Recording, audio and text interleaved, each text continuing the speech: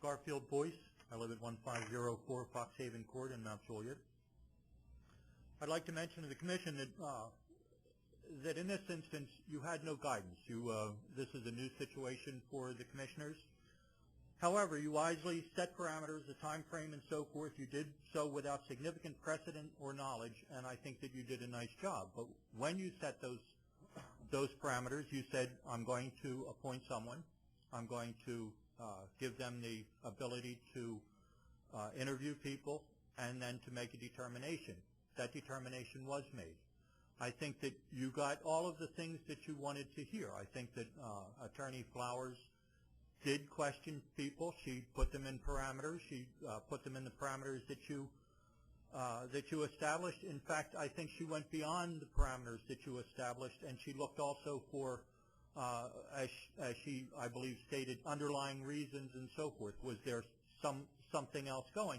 And I don't think she found something else going. I think what she found was an employee that made statements that were not enforceable, that were intangible, and did not in any way obligate the mayor to do something for her employer.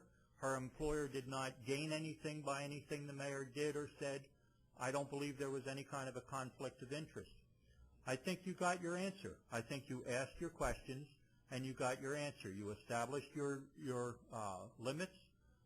You had a finding. I think you ought to basically take your vote. I don't think that you should just hang this over further and further. This commission had an obligation to someone's reputation as well as to the office of mayor. And I think that that reputation deserves an answer also. If you feel that there was something still hung out there, then you must question Ms. Flowers, but certainly don't leave the integrity of the mayor to question. Thank you. Is there anyone else who wishes to speak? Yes, sir, no, you're going the wrong way. Okay. Are you attempting to speak? Yes. Okay. If you would give your name and address, please. Art Giles, 1502 Post Oak Point, Mt.Juliet, Tennessee. Someone handed this to me when I left, so I don't know if I can read this or not. He had to leave, and all I caught was he had to go pick up his son or something like that. So am I able to read this, and will that take my 3 minutes? Yes. Okay, I'll do it quickly then. Linda Elam is and always has been the epitome of professionalism.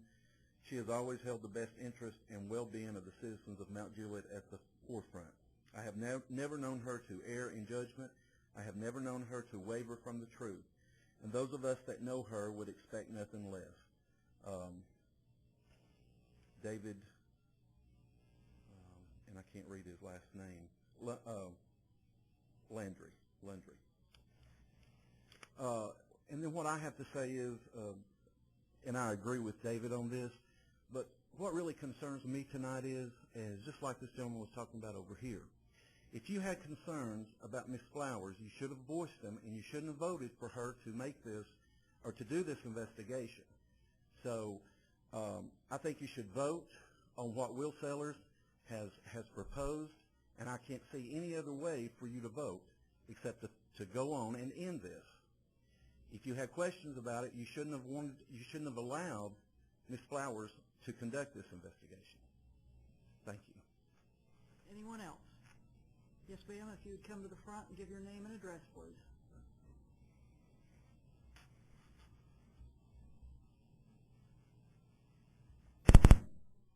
Let me turn it off while you do that. It's off now. You can pull it down. All right. My name is Dorinda Wallentarski. I live at 1329 Georgetown Drive in Mt.Juliet. I guess I came here tonight. I wanted to find out what the findings were. I have to say I'm not surprised, but I do want to urge the commission not to make any hasty decisions, not to vote on anything unhastily. I also want to say that I've had dealings with all of you in the past, and I have with Mayor Elam as well, and I can see where some people may find her personality very forceful. That's the kind of person that she is. They may misinterpret her at times to be too aggressive, perhaps. In a man, that's considered a good thing, in a woman, maybe not so much. And I'm accused of that myself on occasion. I just blame that I'm being from New York. But but I do want to urge the commission to, they want you to, some people are asking you to vote tonight. I think that you should, this is something that's very important to our city.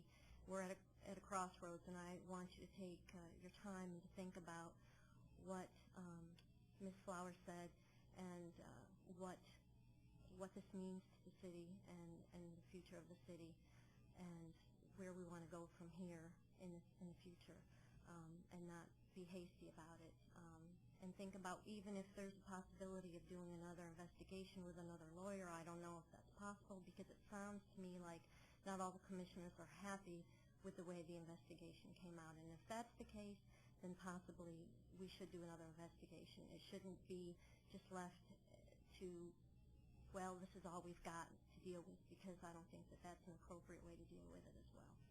That's all I wanted to say. Thank you. Anyone else? Any other citizen comments? Once we close the floor to citizen comments, you will not have another opportunity to speak. Okay, seeing no hands, we'll close citizen comments.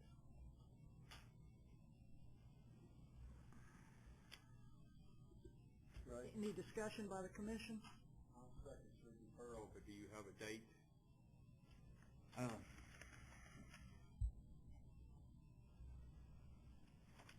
Yeah, but I want to explain myself, if I may. It will be acceptable under these conditions. I'm done. Okay. Ms. Flowers has brought us a report. In this report, she puts statutes, state statutes. There is case law. I think one of the questions that we asked is, what standard would we be making a decision? And the standard that we were given was the reasonable person standard. And now, to Ms. Flowers' credit, she's an attorney and deals with state law, ethics violations would, in her mind and in her investigation, would probably be